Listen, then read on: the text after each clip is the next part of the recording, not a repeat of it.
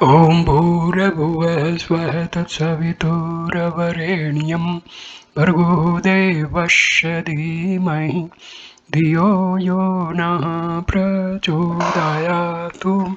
शांति शांति शांति। नमस्ते मेरे प्यारे दोस्तों, ये मृत्यु के बाद हमारा क्या होता है इस विषय पर तीसरा वीडियो है। भूत प्रेत। भूत प्रेत कहने से ऐसे अदृश्य मनुष्यों का बोध होता है जिनका स्थूल शरीर भी मर चुका है। लोगों का मोटा ख्याल है कि मरने के बाद आदमी भूत बन जाता है। यह बात मृतकों के ऊपर लागू नहीं। बहुत से मनुष्य मोक्ष प्राप्त करते हैं, कुछ स्वर्ग चले जाते हैं, कुछ विश्राम की मधुर निद्रा में सो जाते हैं। बहुत थोड़ी प्राणी ऐसे रहते हैं जिन्हें भूत बनना पड़ता है। आर्य ग्रंथों में प्रत्येक शब्द निंदा सूचक अर्थ के साथ व्यवहृत हुआ है। इसे पाप योनि माना गया है। 3 वासनाओं की उग्रता के कारण जीव परलोक यात्रा की स्वाभाविक श्रृंखला को तोड़ देता है और आगे बढ़ने की अपेक्षा पीछे लौटना पड़ता है। सूक्ष्म लोक में विश्राम लेकर कृत्य कर्मों का फल भोगते हुए नवीन जन्म लेने के स्थान पर पिछले जन्म की ओर वापस चलता है। पूर्व जीवन से अथवा किसी प्रियजन से अत्यधिक मोह होने के कारण या किसी ईर्ष्या द्वेष में अनुरक्त होने पर मृत आत्मा जहाँ का तहाँ ठहर जाता है। उसकी आंतरिक स्फूर्णा आगे बढ़ने के लिए प्रेरित करती है, पर वह किसी की नहीं सुनता और वहीं का वहीं अड़ा रहता है। जीवन भर की थकान, कर्मों का भार, इन दोनों के कारण वह बड़ा बेचैन रहता है। राग द्वेष की इच्छाएं, शरीर पात का लोभ, यह सब भी कुछ कम दुख नहीं देती। इसके अतिरिक्त स्थूल लोक के अधिक संपर्क में रहने के कारण उसकी इंद्रियों में भी स्थूलता का अधिक भाग आ जाता है। अतः वह भोग पदार्थ की भी इच्छा करता है। यह सब विषम स्थितियां मिलकर प्रेत को बड़ा बेचैन बनाए रहती हैं। वह व्याकुल, पीड़ित, आतुर और दुखित होता हुआ इधर उधर मारा मारा फिरता है। ऐसी घटनाएं हमारे सुनने में आती हैं कि अमुक स्थान पर भूत रहता है, बीमार कर देता है, पत्थर फेंकता है या और उपद्रव करता है। सहायता करने की अपेक्षा भूतों द्वारा हानि पहुंचाने के समाचार अधिक सुने जाते हैं। इससे प्रतीत होता है कि भूतों को मानसिक उद्वेग अधिक रहता है। इंद्रिय लिप्सा या मोह श्रृंखला में बंधने के कारण ही वे इस दुर्गति को प्राप्त होते हैं।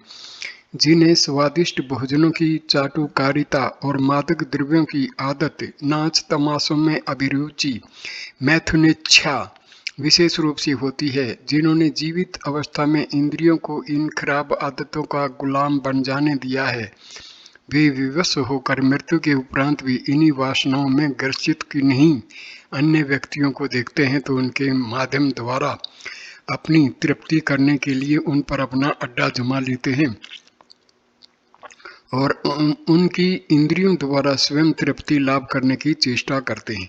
कहा जा चुका है कि भूतों की वासनाएं बहुत नीची श्रेणी की होती हैं, इसलिए वे वैश्यालय, मदिरालय या ऐसे ही अन्य त्याज्य स्थानों में विशेष रूप से मंडराते रहते हैं। इन स्थानों से संबंध रखने वाले लोगों के शरीर पर यह भूत गुप्त रूप से अपना अड्डा जमाते हैं। वे मनुष्य यद्यपि इनको पहचान नहीं पाते, पर इतना तो अनुभव करते ही हैं। त्याज्य स्थानों पर जाते ही उनकी वासना असाधारण रूप से उत्तेजित होती है। भूत होते तो हैं, पर बहुत ही कम संख्या में होते हैं, क्योंकि भूत योनि अस्वाभाविक योनि है। यह नियत कर्म के अनुसार नहीं, मृतक के मानसिक विग्रह के कारण मिलती है। भूत कभी अपनी थोड़ी बहुत परिचय देते हैं, अन्यथा जन समाज से दूर किन्हीं एकांत स्थानों में अपनी वेदना छिपाए पड़े रहते हैं। विक्षिप्त दिशा में होने के कारण वे कोलाहल से दूर रहना ही पसंद करते हैं। अपना परिचय प्रकट करने की इच्छा तो किसी को और विशेष स्थिति के कारण ही होती है। फिर भूत व्याधा की इतनी चर्चा जो सुनी जाती है वह क्या है? ऐसे प्रसंग में भ्रम के भूत ही अलग रहते हैं। एक पुरानी कहावत है कि शंका डायन मनसा भूत। जिसे डर लग जाता है कि मेरे पीछे भूत पड़ा हुआ है, उसके लिए घड़ा भी भूत बन जाता है। मन में भूतों की कल्पना उठी कि पेट में चूहे लौटे। शाम को भूतों की कहानी सुनी कि रात को सोपन में मसान छाती पर चढ़ा। एक बार दो मनुष्यों में शर्त हुई कि रात को 12 बजे अमुक मरघट में कीलगाड़ आए तो 50 रुपये मिले। वह मनुष्य रात को मरघट में सो गया। रात अंधेरी थी।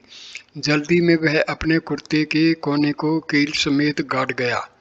जब उठा तो उसे विश्वास हो गया कि मुझे भूत ने पकड़ लिया है।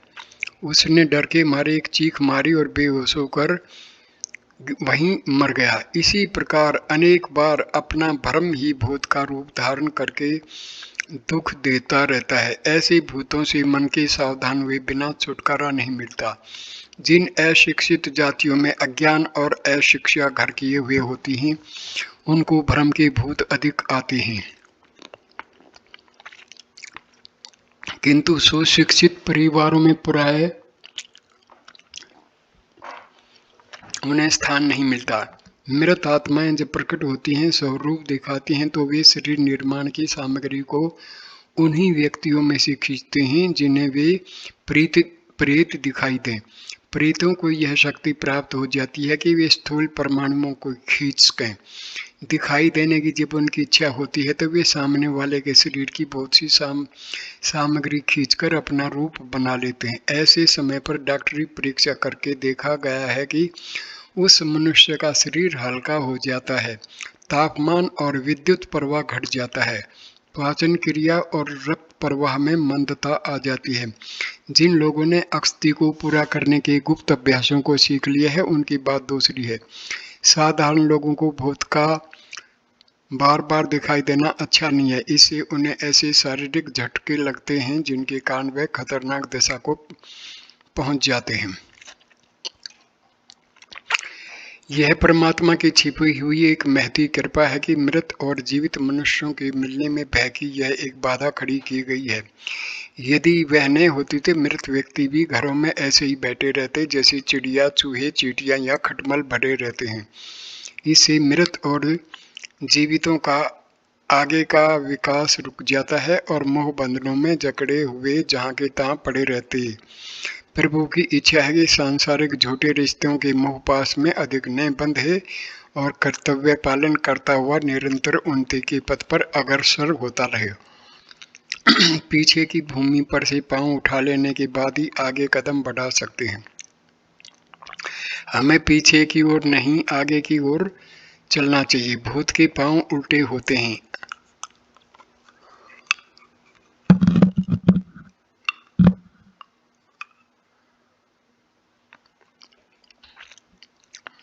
इस कहावत का तात्पर्य यह है कि वह आगे के लिए नए संबंध स्थापित करने की अपेक्षा प्राचीन संबंधियों के मोहजाल में बंधकर पीछे की ओर लौट रहा है।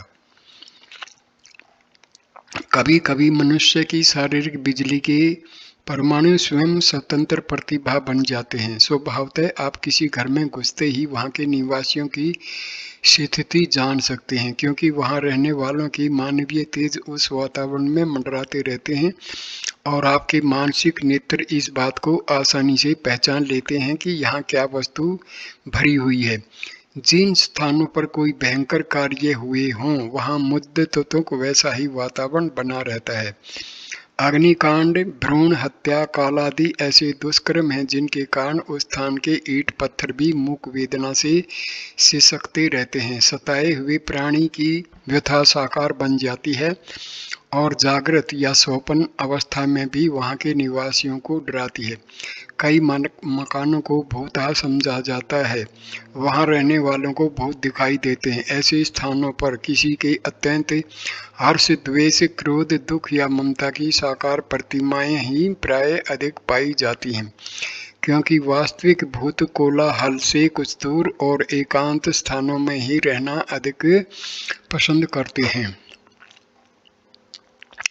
छोटी श्रेणी के भूत केवल मानसिक आघात पहुंचा सकते हैं। डरा देना या बीमार कर देना यह उनके वश की बात है।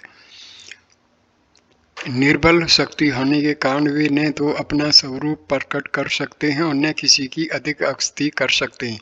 हाँ, छोटे बच्चों पर इनका अगाध प्रभाव हो सकता है। दुर्वासनाओं का बाहुल्य रहने के कारण यह दूसरों के साथ बुराई ही कर सकते हैं, भलाई नहीं। मध्यम श्रेणी के भूत जो अधिक बलवान और आतुर होते हैं, वे अपने नाना प्रकार के रूप धारण कर प्रकट हो सकते हैं। वस्तुओं को इधर से उधर उठाकर ला और ले जा सकते हैं। किसी मनुष्य के शरीर पर अधिकार करके उसकी इंद्रियों से अपनी इच्छा पूरी कर सकते हैं तथा पागल या बीमार कर सकते हैं। ऊंची श्रेणी के वीर ब्रह्म, राक्षस, बेताल, पितर आदि कुछ सहायता भी कर सकते हैं। वे छोटे भूतों का आतंक हटा सकते हैं, वर्तमान और भूतकाल की गुप्त घटनाओं को बता सकते हैं। बहुत पूछने पर भविष्य के बारे में भी थोड़ा बहुत कहते हैं, पर वे बातें कभी कभी गलत भी सिद्ध होती हैं। शाप वरदान देना भूत के वश की बात नहीं है, क्योंकि उसके लिए जितनी आध्यात्मिक बल की जरूरत है वह उनमें नहीं होता। मनुष्य शरीर के एक एक कण में एक एक स्वतंत्र सृष्टि रच डालने की शक्ति भरी पड़ी है। यदि यह कभी विशेष मनोबल के साथ निकले हों और फिर स्थान सुनना पड़ा रहे तो बाधा रहित होने के कारण भी बीज बढ़ते, पकते और पुष्ट होते रहते हैं। हजारों वर्ष पुराने खंडहरों में किन ही भूत प्रेतों का परिचय मिलता है। हो सकता है कि वे आत्मा अब तक अनेक जन्म ले चुकी हों। उनके पूर्व जन्म के यह कण उन भावनाओं की तस्वीर की तरह अब तक जीवित बने हुए हों, लेकिन ऐसा होता खाली मकानों में ही है, क्योंकि वहां उन प्राचीन कणों की स्वतंत्र वृद्धि करने में कोई बाधा नहीं आती। जो स्थान मनुष्यों के निवास केंद्र रहते हैं, वहां उनकी गर्मी उन प्राचीन प्रतिमाओं को हटा देती या नष्ट कर देती है। किन्हीं तेजस्वी आत्माओं के शाप और वरदान एक स्वतंत्र सत्ता बन जाते हैं और वह भी जीवित मनुष्यों की तरह हानि लाभ पहुंचाते हैं।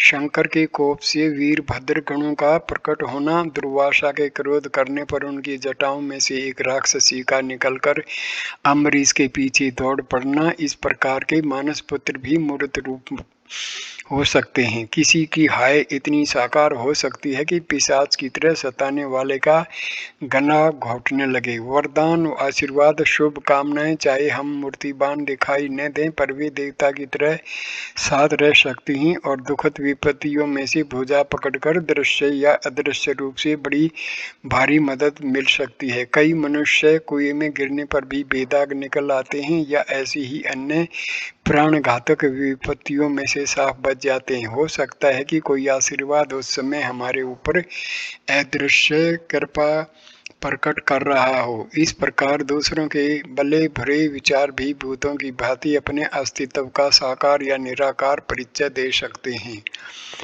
इस प्रकार अनेक जातियों के भूत पिशाच संसार में मौजूद हैं। उसी प्रकार अदृश्य लोक में भी अनेक चैतन्य सत्ताएं विद्यमान हैं। यह अकारण हमसे नहीं टकराते। हमारे मानसिक विकार इन भूतों को अपनी ओर बुलाते हैं। भय, भ्रम, संदेह, आत्मिक निर्बलता, दुर्गुणों का बाहुल्य, इन सब कारणों से भूतों को अधिकार करने का अवसर मिलता है। यदि आपकी आत्मा निर्बल नहीं है, आत्मा पापों के कारण भयभीत और शंकित बनी हुई नहीं है, तो ये बेचारे भूत आपका कुछ भी अहित न करेंगे। मृत्यु की तैयारी। यह निर्विवाद है कि जो पैदा हुआ है उसे मरना पड़ेगा। हमें भी मृत्यु की गोद में जाना है। उस महान यात्रा की तैयारी यदि हम अभी से की जाए तो इसमें जो भय और दुख होता है वह नहीं होगा। मृत्यु के अभी बहुत दिन हैं या तब की बात तब देखी जाएगी। ऐसा सोचकर उस महत्वपूर्ण समस्या को आगे के लिए टालते जाना अंत में बड़ा दुखदायक होता है। मनुष्य जीवन एक महान उद्देश्य के लिए मिलता है। लाखों करोड़ों योनियां पार करके बड़े समय और श्रम के बाद हमने उसे पाया है। ऐसे अमूल्य रत्न का सदुपयोग न करके यूं ही व्यर्थ गवा देना, भला इससे बढ़कर और क्या मूर्खता हो सकती है। जीवन का महान उद्देश्य है कि हम ईश्वर का साक्षात्कार करें, परम पद को पाएं, किंतु कितने हैं जो इस ओर ध्यान देते हैं।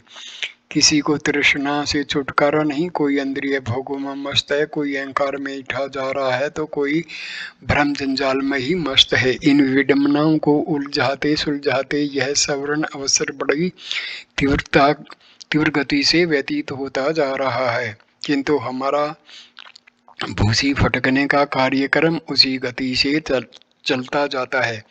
मृत्यु सिर के ऊपर नाच रही है, पल पल का भरोसा नहीं, न जाने किस घड़ी गला दबा दे।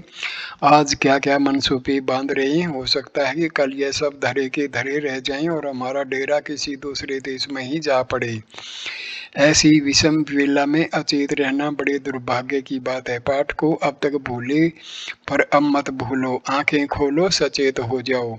जीवन क्या है, हम क्या हैं, संसार क्या है, हमारा उद्देश्य क्या है, इन प्रश्नों को उतना ही महत्वपूर्ण समझो जितना कि रोटी को समझते हो। निरंतर इन प्रश्नों पर विचार करने से आप उस मार्ग पर चल पड़ेंगे जिसे मृत्यु की तैयारी कहते हैं। जो काम कल करना है उसका बंधन आज से सोचना होगा। आपकी मृत्यु का समय निर्धारित नहीं है, इसलिए उसकी तैयारी आज से इसी क्षण से आरंभ कर देनी चाहिए। अनासक्ति कर्मयोग के तत्व ज्ञान को समझकर हृदयंगम कर लेना मृत्यु की सबसे उत्तम तैयारी है। माया के बंधन हमें इसलिए बांध देते हैं कि हम उनमें लिपट जाते हैं, तन्मय हो जाते हैं। आप नित्य मैं क्या हूँ पुस्तक में बताए हुए साधनों की क्रिया कीजिए और मन में यह धारण दृढ़ करके प्रति अक्षण प्रयत्न करते रहिए कि मैं अविनाशी निर्विकार सच्चिदानंद आत्मा हूँ। संसार एक करीड़ा अक्षेत्र है, मेरी संपत्ति नहीं। यह विश्वास जितने जितने सुदृढ़ होते जाते हैं, मनुष्य के ज्ञान नेत्र उतने ही खुलते जाते हैं। स्त्री पुत्र कुटुंब परिवार का बड़े प्रेम पूर्वक पालन कीजिए, उन्हें अपनी संपत्ति नहीं पूजा का आधार बनाइए। संपत्ति उपार्जन कीजिए पर किसी से उद्देश्य से, न कि शहद की मक्खियों की तरह कष्ट सहने के लिए।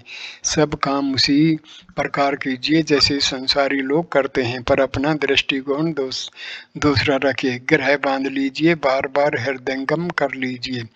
संसार की वस्तुएं आपकी वस्तु नहीं हैं, दूसरी आत्माएं आपकी गुलाम नहीं हैं। या तो सब कुछ आपका है या कुछ भी आपका नहीं है। या तो मैं कहिए या तू कहिए, मेरा तेरा दोनों एक साथ नहीं रह सकते। बस माया की सारी गांठ इतनी ही है। योग का सारा ज्ञान इसी गांठ को सुलझाने के लिए है। पाप कर्म इसलिए करते हैं कि हमारा अहम भाव बहुत ही संकुचित होता है। आप अपनी महानता को विस्तृत कीजिए, दूसरों को अपना ही समझिए। प्राय कोई नहीं, सब अपने ही हैं। यह अपनापन ऊंचे दर्जे का होना चाहिए। जैसे माता का अबोध पुत्र के प्रति होता है, वैसा नहीं जैसे चोर का दूसरों की तिजोरी पर होता है। सांसारिक जीवों में प्रभु की मूर्ति विराजमान देखिए और उनकी पूजा के लिए अपना हृदय बिछा दीजिए। स्त्री को आप दासी नहीं देवी मानिए, वैसी जैसी मंदिर में विराजमान रहते हैं। पुत्र को आप वैसा ही महान समझिए जैसे गणेश जी को मानते हैं। सांसारिक व्यवहार के अनुसार उनके प्रति अपने उत्तरदायित्वों का पालन कीजिए। स्त्री की आवश्यकताएं पूरी कीजिए और पुत्र की शिक्षा दीक्षा में दत्तचित्त रहिए, पर खबरदार, होशियार, सावधान। उन्हें अपनी जायदाद न मानना, नहीं तो बुरी तरह मारे जाओगे, बड़ा भारी धोखा खाओगे और ऐसी मुसीबत में फंस जाओगे कि बस मामला सुलझाने से नहीं सुलझेगा। संसार के समस्त दुखों का बाप है मोह। जब आप कहते हैं कि मेरी जायदाद इतनी है, तो प्रकृति गाल पर तमाचा मारती है और कहती है कि मूर्ख, तो 3 दिन से आकर इस पर अधिकार जमाता है। यह परवाह अनादिकाल से चला आ रहा है। सोना चांदी तेरा नहीं है, यह प्रकृति का है। जिसे तू स्त्री समझता है, यह असंख्य बार तेरी माँ हो चुकी होगी। आत्माएं स्वतंत्र हैं, कोई किसी का गुलाम नहीं। अज्ञानी मनुष्य कहता है यह तो सब मेरा है, इसे तो अपने पास रखूंगा। तत्व ज्ञान की आत्मा चिल्लाती है, अज्ञानी बालक को विश्व का कण कण बड़ी दुर्गति से नाच रहा है। कोई वस्तु स्थिर नहीं है, पानी बह रहा है, हवा चल रही है, पृथ्वी दौड़ रही है, तेरे शरीर में से पुराने कण भाग रहे हैं और नए आ रहे हैं। तू एक तिनके पर भी अधिकार नहीं कर सकता। इस प्रकार बहती हुई नदी का आनंद देखना है तो देख, रोकना खड़े होगा तो लात मारकर एक और हटा दिया जाएगा। दुख, विपत्ति, व्यथा और पीड़ा का कारण अज्ञान है। मृत्यु के समय दुख प्राप्त करने का, नरक की ज्वाला में जलने का, भूत प्रेत में भटकने का, जन्म मरण की फांसी में लटकने का एक ही कारण है, अज्ञान। केवल अज्ञान ही बाटको।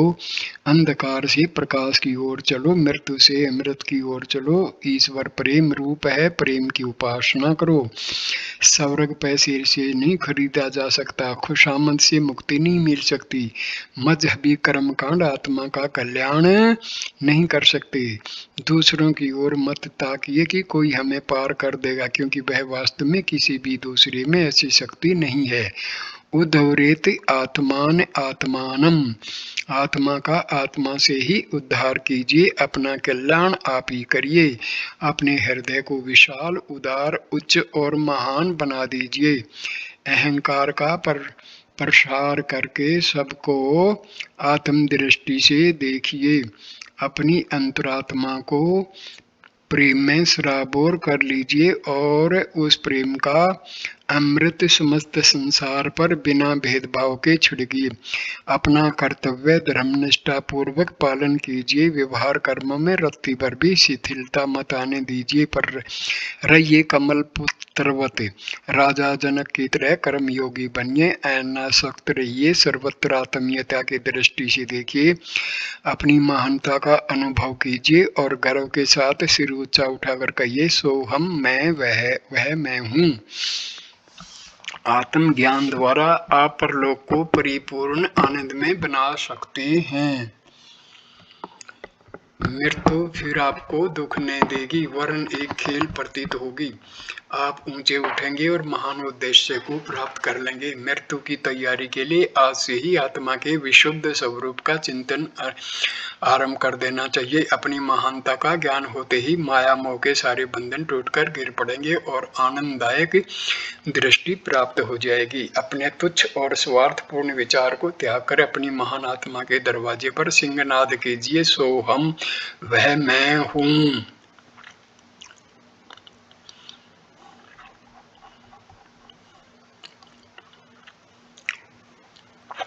इस वीडियो को मैं यहीं विश्राम देता हूँ। अगला वीडियो नंबर 4 में शुरू करूँगा, भूत व्याधा और उसका निवारण। ये वीडियो देखने के लिए आपका धन्यवाद। कृपा करके इस वीडियो को लाइक कीजिए, कमेंट कीजिए, शेयर कीजिए और चैनल को सब्सक्राइब कीजिए। नमस्कार मेरे प्यारे दोस्तों।